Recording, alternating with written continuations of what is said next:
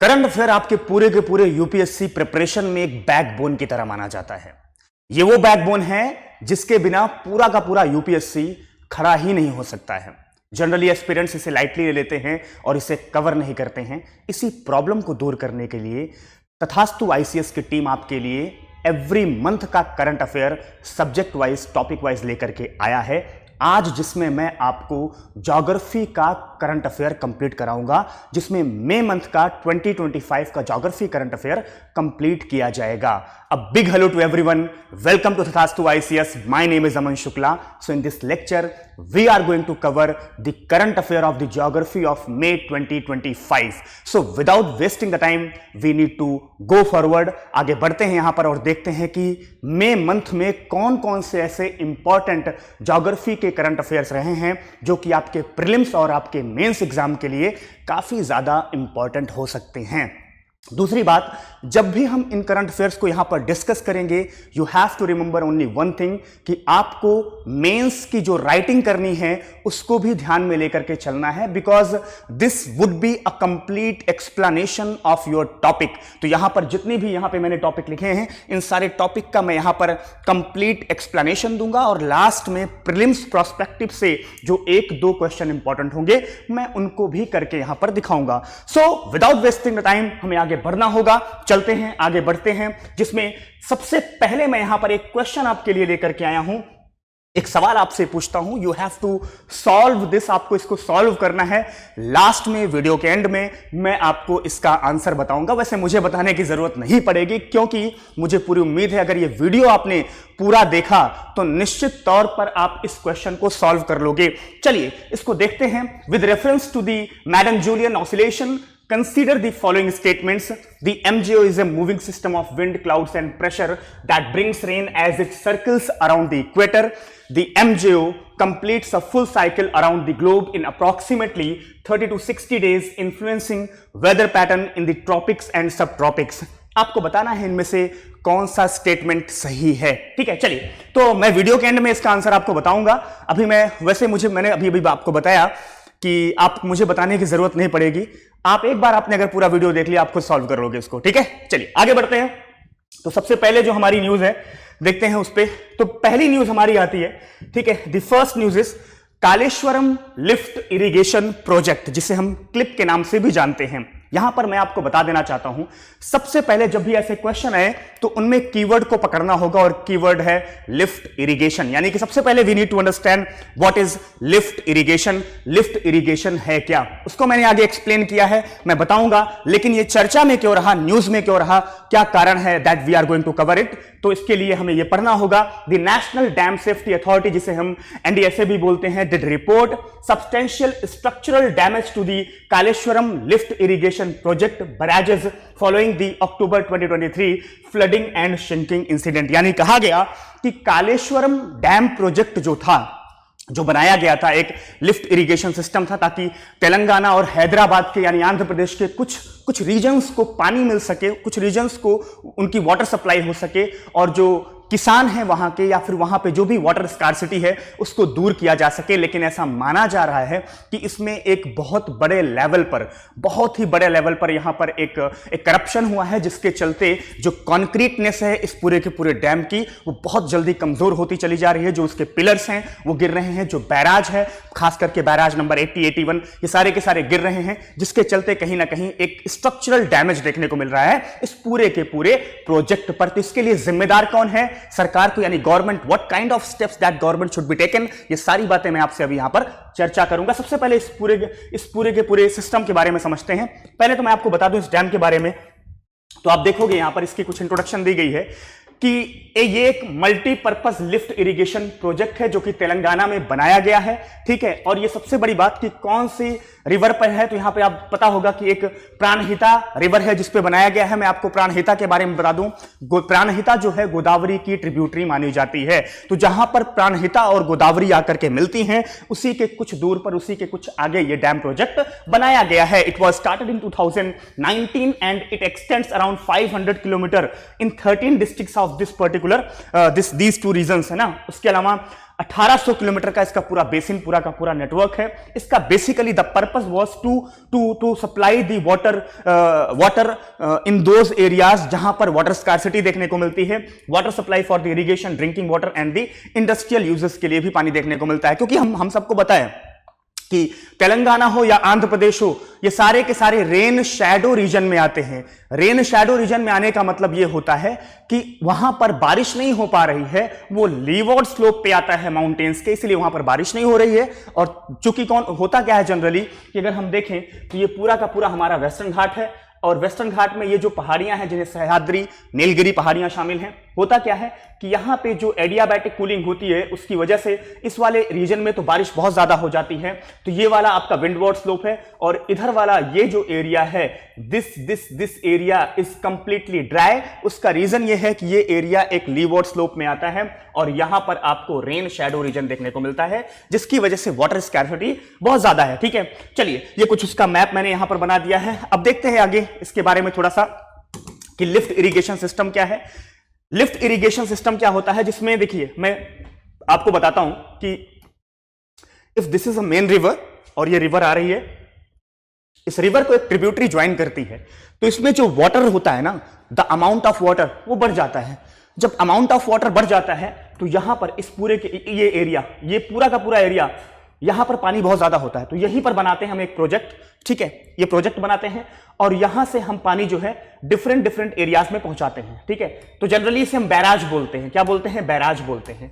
Barrage बोलते हैं जब हम पर्टिकुलर अगर कोई यहां पर दो कोई रिवर या दो कोई वाटर बॉडी या कोई दो वाटर सोर्स अगर आकर के मिल रहे हों, उसके आगे अगर कोई डाइवर्जन जोन है, diversion zone of the water, तो वहां पर उसे हम बैराज बोलते हैं। याद रखना, उसे हम बैराज बोलते हैं। जैसे फरक्का बैराज, हथनी कुंड बैराज, ऐसे बहुत सारे बैराजेस बोलते हैं। तो ये भी एक तरीके से बैराज है।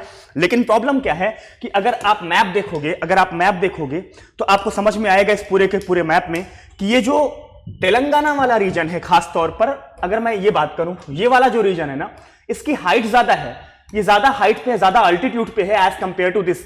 इसकी बजाय इसकी हाइट ज्यादा है, तो इस एरिया पर पानी को थ्रू कनाल या फिर थ्रू डाइवर्जन वाटर सोर्स ले जाना बहुत मुश्किल होगा।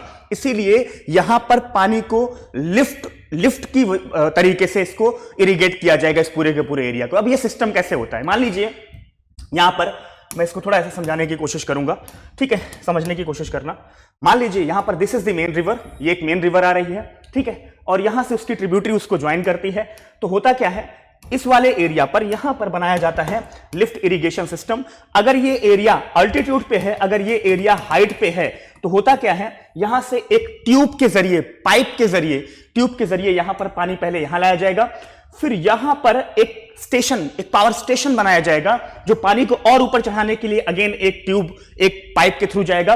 फिर यहां पर भी एक स्टेशन बनाया जाएगा, फिर अगेन एक पाइप के थ्रू। तो इस तरीके से डिफरेंट प्लेसेस पे कुछ दूर पर स्टेशंस, वाटर स्टेशंस बनाए जाएंगे, जहां से पहले पानी यहां पर स्टोर किया जाएगा, फिर यहां से छोड़ा जाएगा, यहां स्टोर किया जाएगा, फिर यहां से छोड़ा। इस तरीके से this system is known as the lift irrigation system. ठीक है, इसके साथ एक जो इश्यू आ रहा है वो देखने को मिल रहा है कि हुआ क्या, प्रॉब्लम क्या आ रही है इसके साथ कि बहुत सारे स्ट्रक्चरल डैमेज देखने को मिले हैं। इन अक्टूबर 2023 हुआ क्या, जो मेडीगड्डा बैराज है, जो कि सबसे पहला बैराज माना जाता है जहां से इस पूरे के पूरे प्रोजेक्ट को शुरू किया गया है गोदावरी रिवर पर, collapse due to flooding after its pillars collapsed. ठीक है, उसके पिलर्स कोलैप्स कर गए।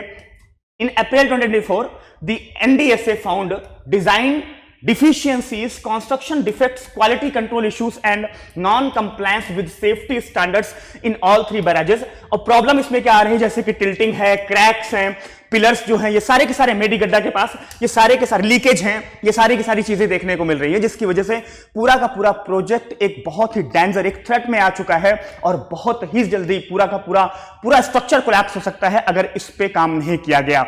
ये गवर्नमेंट का फेलियर है, ये फिर यहां के कंस्ट्रक्शन या कॉन्ट्रैक्टर का फेलियर है, पूरे के पूरे कंस्ट्रक्शन कंपनी का फेलियर है, या फिर वहां के पर्टिकुलर लोकेशन का फेलियर है, ज्योग्राफी का फेलियर है। इसके बारे में भी जानना बहुत जरूरी है, जिस पर रिसर्च चल रही है। चलिए अब देखिए इसके बारे में क्या किया जा सकता है। तो यहां पर एक नेशनल डैम सेफ्टी अथॉरिटी जो है यहां पर क्या कर सकती है, रिहैबिलिटेशन के लिए जो है बहुत सारे प्लान्स बना सकती हैं, ताकि कुछ ऐसी प्रॉब्लम्स ना आए जिनकी वजह से ये डैम अगर लीक हो या डिस्ट्रक्शन हो इसका, तो वहां आसपास बहुत बड़े लेवल पर कोई फ्लडिंग हो जाए जिससे लोगों की जिंदगी खतरे में हो जाए। एंड हाइड्रोलिक स्ट्रक्चरल मॉडलिंग ये भी जरूरी है, ठीक है। तो ये सारे कुछ वे फॉरवर्ड है जो मैंने यहां पर बता दिए हैं। मेंस के पर्पज से ये पूरा का पूरा आप जो है इसे एज इट इज नोट कर सकते हो। You can take the screenshot if you want, आप ले सकते हो। चलिए आगे बढ़ते हैं। अब दूसरा सेकंड जो हमारी न्यूज है that is very very important, Dirang geothermal project, ठीक है। ये ज्यादा बड़ी न्यूज नहीं है लेकिन हाँ इसके बारे में थोड़ा सा जानना होगा। ये जियोथर्मल प्रोजेक्ट क्या होता है? जैसा कि यहां पर बनाया गया है, हम सबको पता है कि अर्थ के अंदर अंडरग्राउंड वाटर है, ठीक है, अंडरग्राउंड वाटर है, ठीक है। होता क्या है, अंडरग्राउंड वाटर से बिजली पैदा करना, ठीक है, to generate the electricity with the use of underground water. ये एक बहुत इनोवेटिव टेक्निक, बहुत इनोवेटिव आइडिया लेकर के आई है, ठीक है। जो यहां पर इसको समझते हैं थोड़ा सा होता क्या है। सबसे पहले ये जो अंडरग्राउंड वाटर है ना, उसके लिए प्रेशर दबाया जाता है। अब अंडरग्राउंड वाटर क्या है, ऑलरेडी प्रेशर में है, ऊपर आने की कोशिश करता है, प्रेशर में है, ऊपर आने की कोशिश कर रहा है, तो यहां पे क्लिफ लगाते हैं, उसको नीचे दबाने की कोशिश करते हैं। अंडरग्राउंड वाटर मतलब ये समझो ऐसा, ठीक है। देखो ऐसा समझिए आप, ठीक है। ये हमारी अर्थ का सरफेस है, ठीक है, ये हमारी अर्थ का सरफेस है, ठीक है। सरफेस पे ये एरिया जो है, this area is known as crust, इसे हम कहते हैं क्रस्ट, ठीक है। अब क्रस्ट जो है, ये ऊपर वाला हिस्सा जो है ना क्रस्ट का, दिस अपर लेयर, ये आपका सरफेस है, ठीक है। तो ये तो आपको छोटे छोटे पेबल्स, ग्रेवल्स की मिलेगी, सिल्ट की मिलेगी, लेकिन उसके नीचे ना आपको बड़े बड़े स्टोन्स, बेसाल्टिक ग्रेनाइटिस के आपको बड़े बड़े स्टोन्स देखने को मिलेंगे। और इन्हीं स्टोन्स के बीच में जो गैप्स होते हैं ना, इन्हीं गैप्स में भरा हुआ है पानी, ठीक है। कौन सा पानी? The water that was percolated from the surface. वो परकुलेटेड वाटर यहां पर आपको देखने को मिलेगा। इन एरियाज में वो परकुलेटेड वाटर आपको जमा हुआ देखने को मिलता है, ठीक है। तो इन एरियाज में वो पानी जमा हुआ है। अब हम करते क्या है, हमें इलेक्ट्रिसिटी जनरेट करना है। कैसे? अंडरग्राउंड वाटर का यूज करके। तो हम करते क्या है, यहां पर एक लगाते हैं, इस पूरे के पूरे पाइप लगाते हैं, प्रेशर लगाते हैं, यह प्रेशर है, यहां पर ये प्रेशर है। और अभी मैंने आपको बताया कि अंडरग्राउंड वाटर जो है वो ऑलरेडी प्रेशर में है। किसका प्रेशर? मटेरियल प्रेशर का। एक सुपर इनकम्बेंट लोड जो है उसके ऊपर है, जो नीचे दबाना चाहता है, ठीक है। तो जब इसको वो प्रेस करेगा तो पानी क्या करेगा, पानी ऊपर आने की कोशिश करेगा। और जब पानी ऊपर आएगा तो पानी गर्म होगा, ठीक है। पानी ऊपर आएगा तो पानी क्या होगा, हॉट होगा। तो इस हॉट वाटर के साथ क्या निकलेगी, गैस निकलेगी, गैस, इवेपोरेशन गैस। और यहीं पे लगा होगा क्या, टरबाइन। यहीं पे लगा होगा क्या, टरबाइन मतलब इंजन। तो वो टरबाइन घूमेगा, जब वो टरबाइन घूमेगा तो यहां पर जाकर के फिर वापस अगेन क्या होगा, वहां पर इस एरिया को, पूरे के पूरे एरिया को कूल करेगा, ठीक है। और यहीं से इलेक्ट्रिसिटी जनरेट होगी, ठीक है। ये से इलेक्ट्रिक, फिर वापस वो पानी कहां चला जाएगा, नीचे चला जाएगा। फिर वापस पानी नीचे चला गया, वापस से फिर ऐसा। तो एक तरीके से ये साइकिल जो है जियोथर्मल साइकिल इसे बोलते हैं। इसे हम बोलते हैं क्या, इसे हम बोलते हैं जियोथर्मल साइकिल, ठीक है।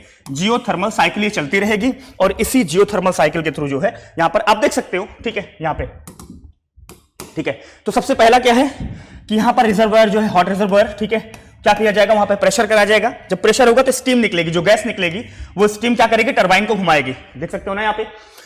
अब टरबाइन से क्या होगा, टरबाइन में जनरेटर लगा होगा। ये जनरेटर क्या करेगा, इलेक्ट्रिसिटी को जनरेट करेगा, यहां पे इलेक्ट्रिसिटी को जनरेट करेगा। और इससे जो ठंडा पानी होगा, ठीक है, वो इधर चला जाएगा कूलिंग टावर में। और वापस से फिर यहां पर एक इंजेक्शन वेल लगा होगा, किससे, वापस से पानी नीचे चला जाएगा। तो फिर वापस से पानी इधर। तो इस तरीके से एक साइकिल जो है नीचे से, अंडरग्राउंड वाटर से, नीचे के पानी से यहां पर बिजली बनाने की बात बेसिकली की जा रही है। तो this is known as the geothermal project, ठीक है।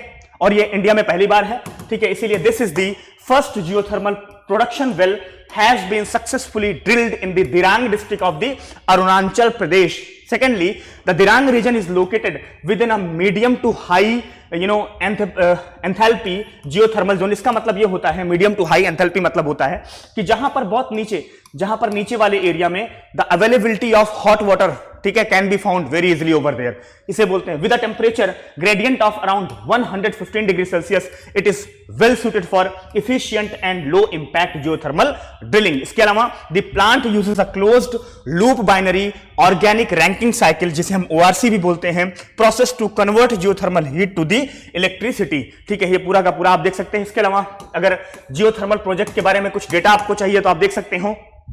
As per the Geothermal Atlas of India 2022, the country has 381 thermally anomalous sites and a generation potential of around 10,600 10,600 megawatt आप बिजली का प्रोडक्शन कर सकते हो, इलेक्ट्रिसिटी आप जनरेट कर सकते हो। नाउ यू कैन सी कि ये कहता है जियोथर्मल एटलस ऑफ इंडिया कि कितना ज्यादा अवेलेबिलिटी है, कितना ज्यादा अवेलेबिलिटी है। Secondly, India first geothermal project was, ठीक है, मनुगुरु तेलंगाना में किया गया था, 20 kilowatt pilot by the SCCL। इसके अलावा पुगा वैली लद्दाख जो है, ठीक है, तेलंगाना में। यहां पर डिफरेंट आप इसे देख सकते हैं या फिर आप इसका स्क्रीनशॉट ले सकते हैं। चलिए विदाउट वेस्टिंग टाइम आगे बढ़ते हैं। नेक्स्ट है, अब देखिए यहां पर आपको स्क्रीन पे चलता हुआ कुछ दिखाई दे रहा है, ठीक है, तो ये थोड़ा सा इंटरेस्टिंग फिनोमेना है।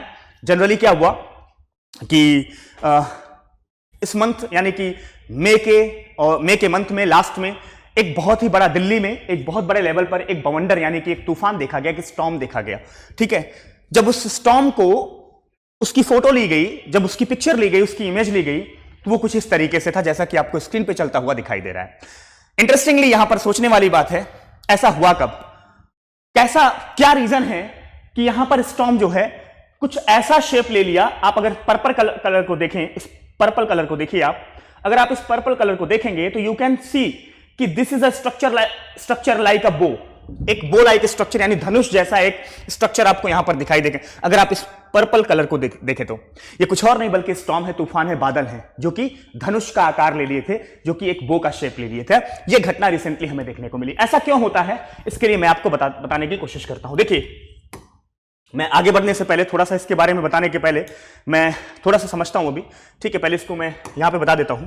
देखिए, मैं पीपीटी से नहीं पढ़ाऊंगा, मैं यहां पे देख रहा हूं ताकि आप बहुत इजीली चीजों को समझ पाओ। सबसे पहले मैं आपको बता देना चाहता हूं, ये जो बो इकोटर्म है ना, वो इकोटर्म, ठीक है, this was first used by, this term was used by mister Ted Fujita, ठीक है, टेड फुजिटा, ठीक है, टेड फुजिटा ने सबसे पहले इस टर्म का यूज किया था।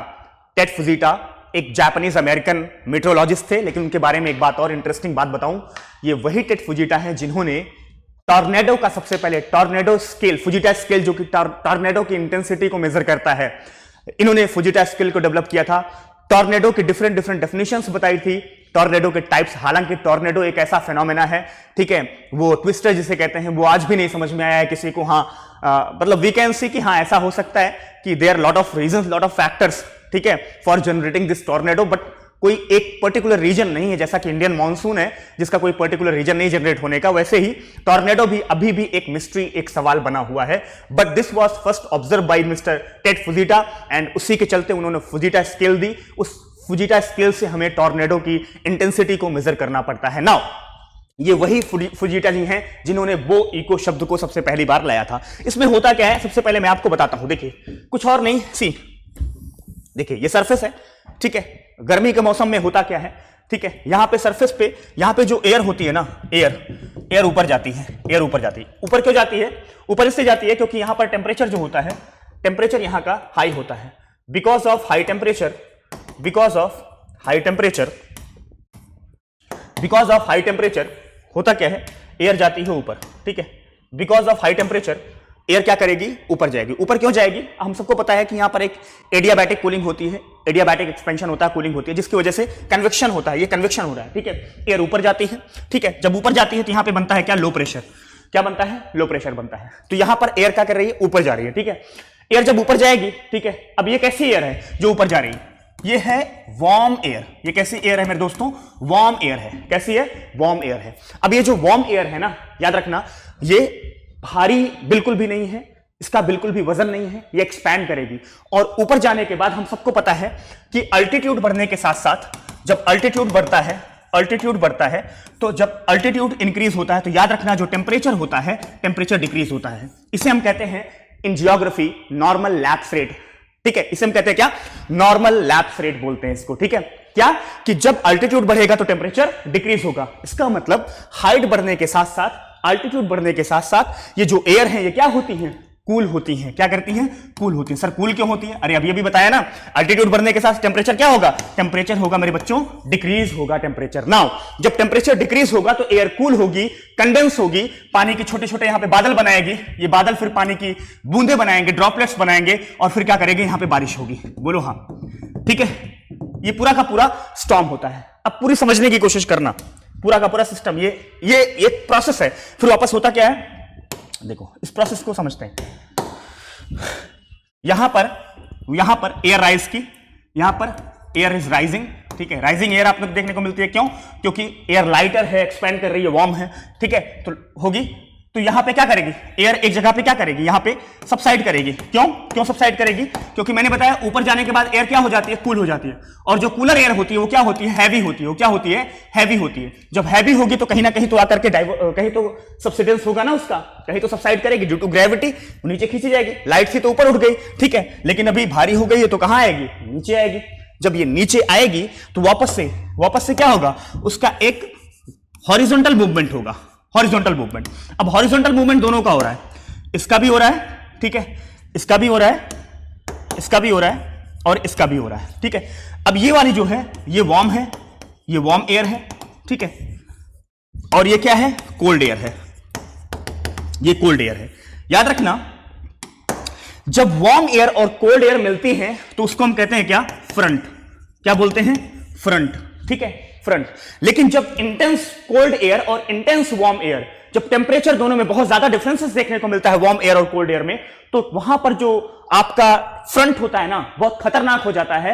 ऐसे फ्रंट को हम बोलते हैं डेंजरस फ्रंट, या फिर ऐसे फ्रंट को हम बोलते हैं क्या, गस्टी फ्रंट। क्या बोलते हैं, गस्टी फ्रंट। जब आपका फ्रंट बहुत खतरनाक हो जाता है तो ऐसे फ्रंट को हम क्या बोलते हैं, गस्टी फ्रंट। तो यहां पे कौन सा फ्रंट बनेगा, गस्टी फ्रंट। और गस्टी फ्रंट कब बनेगा, जब वार्म एयर और कोल्ड एयर के बीच में टेम्परेचर डिफरेंस बहुत ज्यादा होगा।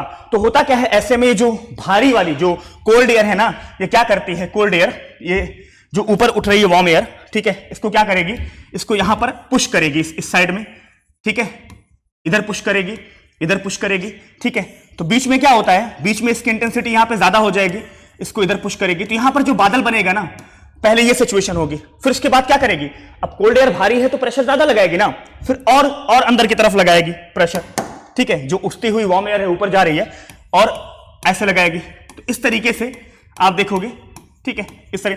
अब क्या हुआ, अब और अंदर की तरफ जाएगी, और अंदर की तरफ जाएगी, क्योंकि क्योंकि कोल्ड एयर बहुत ज्यादा भारी है, वार्म एयर लाइटर है, तो इजीली उसको धकेल पा रही है, उसको थ्रस्ट यहां पर लग पा रहा है। तो वापस से क्या होगा, अगेन एक बार फिर से कुछ इस तरीके से आपको बादल बनते हुए दिखाई देंगे, ठीक है। क्योंकि यहां पर pressure, with the pressure of cold air क्या कर रही है, बहुत तेजी से धक्का लगा रही है। तो यहां पर ये जो बादल बनेंगे कुछ इस तरीके का, ऐसे बनेंगे, और इस शेप को हम कहते हैं क्या, बो। क्या कहते हैं, बो कहते हैं। तो या क्यों कहते हैं, इसलिए ऐसा क्योंकि कोल्ड एयर वार्म एयर की तरफ बहुत तेजी से थ्रस्ट लगा रही है, जिसकी वजह से सीधा जो पहले वर्टिकल होना चाहिए था वो एक बो के शेप में ये बादल बन चुके हैं। इसी को हम कहते हैं क्या, बो इको। अगर आप इस पिक्चर को ध्यान से देखिए, इस वीडियो को ध्यान से देखिए तो आपको समझ में आ जाएगा कोल्ड एयर कैसे यहां पर प्रेशर लगा रही है, जिसके चलते ये पूरा का पूरा शेप जो है कैसा हो गया ना।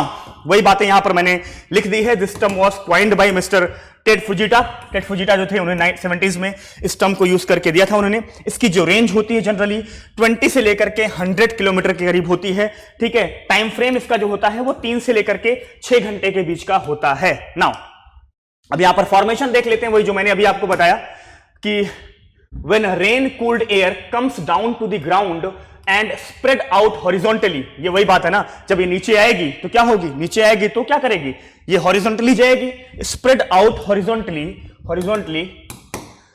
a boundary called the gust front। Gusty front बनेगा कब, जब कोल्ड एयर और वार्म एयर इनके बीच में डिफरेंस बहुत ज्यादा होगा, created between the rain cooled air and the warm moist air on the surface। This front pushes up the warm moist air into the atmosphere which forms new thunderstorm। This new thunderstorm produce more rain, thereby creating more rain cooled air which helps the gust front to maintain its strength। As this process keeps repeating itself, there comes a point, वही सारी बातें जो मैंने बताया कि बार बार ये process होगा, तो पहले यहां बादल बनेंगे, यहां बादल बनेंगे, यहां बादल बनेंगे, यहां। क्योंकि ये जो कोल्ड एयर है बार बार वार्म एयर को ऊपर की तरफ पुश कर रही है, और एक समय कुछ ऐसा स्ट्रक्चर बन जाएगा, एक बो लाइक स्ट्रक्चर बन जाएगा। इसी को हम कहते हैं क्या, बो इको। आप देख सकते हैं यहां पर ये कोल्ड एयर आ रही है, तो इसको क्या कर रही है, इस पूरे के पूरे यहां पर इस पूरे के पूरे स्टॉर्म को फैला दे रही है, एक्सपैंड कर दे रही है, तो बो का शेप ये ले रहा है। इसी को हम कहते हैं बो इको। ज्योग्राफी के क्लाइमेटोलॉजी का बहुत ही इंटरेस्टिंग और बहुत ही बेहतरीन फिनोमेना हमें देखने को मिलता है। Again another mesmerizing phenomena that is very very important to understand, जिसे हम कहते हैं मैडन-जूलियन ऑसिलेशन। काफी फेमस है, जो मैंने क्वेश्चन दिया था वो इसी टॉपिक से दिया था। देखिएगा यहां पे what is Madden Julian oscillation, इसको थोड़ा देखने की कोशिश करते हैं। मैडन जूलियन ऑसिलेशन और कुछ नहीं होता बल्कि एक हाई प्रेशर और लो प्रेशर का एक बेसिकली क्रस्ट और ट्रफ होता है। Madden Julian oscillation high pressure और लो प्रेशर का एक क्रस्ट और ट्रफ होता है जो पूरे के पूरे इक्वेटर के आसपास पूरे के पूरे अर्थ का चक्कर लगाता रहता है। फॉर एग्जाम्पल आप देखो तो ये दिखाई दे रहा ना ऐसे, अब देखो जहां पर एयर राइज कर रही है, जहां पर एयर राइज कर रही है इस एरिया पर, इसका मतलब ये एरिया कैसा होगा, ये एरिया जहां पर राइज करेगी लो प्रेशर एरिया होगा, और जहां सबसाइड कर रही है वो एरिया कैसा होगा, हाई प्रेशर। ये एक सर्किल, एक साइकिल है जो पूरे के पूरे इक्वेटर के आसपास चक्कर लगाता है, और इसका जो प्रोसेस होता है तकरीबन 30 to 60 डेज का इसका प्रोसेस होता है पूरे के पूरे इक्वेटर के चक्कर काटने का। ठीक है, नाउ अब ये देखो पूरे के पूरे अर्थ के बीचों बीच में, ठीक है, जैसे बीच में अर्थ है उसके पूरे के पूरे इक्वेटर का चक्कर काटता है ये। नाउ अब इसे आप देखने की समझने की कोशिश करो, होता क्या है कि जब ये नीचे जाता है, ठीक है, नीचे जाता है, इसका मतलब प्रेशर हाई है। अभी अभी मैंने यहां पर वो इक्विलिब्रियम बताया था, देखिए अभी अभी मैंने आपको बताया था कि अगर यहां पर देखिए ये सरफेस है और एयर राइज कर रही है, एयर राइज कर रही है, इसका मतलब यहां पे प्रेशर कैसा होगा, लो प्रेशर होगा, और एयर राइज करेगी लो प्रेशर होगा, इसका मतलब कि यहां पर बादल बनेंगे, कंडेंस होगा और बहुत ज्यादा बारिश होगी। तो जहां पर लो प्रेशर होता है वहां पर बारिश बहुत ज्यादा होती है, ऐसा नो, बहुत ज्यादा बारिश होती है। दूसरा सेकंड ये एयर कहीं जाकर के सबसाइड भी तो करेगी ना, कूल होगी, भारी होगी, तो कहीं जाकर के नीचे गिरेगी ना। तो यहां पर जहां नीचे गिरेगी वहां कौन सा प्रेशर बनेगा, जहां प्रेशर लगाएगी वहां कौन सा प्रेशर बनेगा, हाई प्रेशर बनेगा। ठीक है, तो इसका मतलब जब एयर राइज करती है तो लो प्रेशर बनता है और बहुत बारिश होती है, और जब एयर सबसाइड करती है तो एयर क्या होती है, ड्राई होती है। यहां से तो मॉइस्चर लेकर के ऊपर चली गई, लेकिन यहां से ड्राई होकर के कूल हो गई, लाइट हो गई, भारी हो गई, हैवी हो गई, तो नीचे आ रही है। तो इस तरीके से फिर क्या होगा, फिर हाई प्रेशर से air starts moving from high pressure to low pressure, high pressure to low pressure, फिर वापस से ऊपर जाएगी, फिर ऐसे करके ये एक पूरा का पूरा एक साइकिल चलता रहेगा। ठीक है, एक साइकिल जैसे कि हेडली सेल में देखने को मिलता है, फेरल सेल में देखने को मिलता है, पोलर सेल में देखने को मिलता है। ठीक है, एक साइकिल चलती रहेगी, ये एक साइकिल आपकी बनती रहेगी। ठीक है, तो अब समझिए होता क्या है, ये साइकिल ना पूरे के पूरे इक्वेटर का चक्कर लगाता है, ये साइकिल पूरे के पूरे इक्वेटर का चक्कर लगाता है। अब ये न्यूज में क्यों है, इसको थोड़ा समझने की कोशिश करते हैं, why it was in news. ठीक है, इसको थोड़ा देखने दें। ये देखिए, ये वही बात जो मैंने अभी आपको बताया, देख सकते हैं आप, यहां पर एयर जो है ऊपर जा रही है, यहां पर नीचे आ रही है। ठीक है, यहां पर नीचे आ रही है, जब ऊपर जाएगी तो क्या होगा, स्टॉर्म होगा, बहुत वेट होगी, बारिश कराएगी क्योंकि अपने साथ मॉइस्चर लेकर के जाएगी। ठीक है, और जब नीचे गिरेगी तो क्या होगा, यहां पर ड्राई होगी, जब ड्राई होगी तो इसका मतलब क्या होगा कि वो ड्राई होगी, नीचे आएगी, हाई प्रेशर लगाएगी, तो बिल्कुल बारिश वगैरह नहीं होगी। तो अब बताइए, यहां पर एक कंडीशन है कि जब एयर राइज करती है तब इंडिया के लिए मॉनसून में हेल्प मिलेगी, या फिर एयर जब सबसाइड करती है। अरे भाई, राइज करती है तभी ना, राइज करेगी, और इंडिया के ऊपर अगर राइज कर रही है, या फिर अरेबियन सी में अगर राइज कर रही है, अरेबियन सी में राइज कर रही है, मतलब क्या कि ये इंडिया है और ये है आपका अरेबियन सी, और यहां राइज करेगी, मतलब India will experience highest amount of rainfall like cats and dogs. Are you understanding ना, बहुत ज्यादा रेनफॉल यहां पर देखने को मिलेगा। लेकिन अगर इंडिया में सबसाइड कर रही, राइज नहीं कर रही, सबसाइड कर रही है, तो उस समय मॉनसून पर इफेक्ट डालेगी।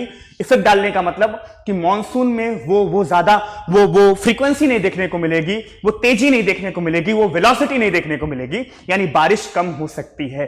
तो यहां पर यू कैन अंडरस्टैंड कि how Madden Julian oscillation plays prominent role to have very good rainfall over Indian peninsula।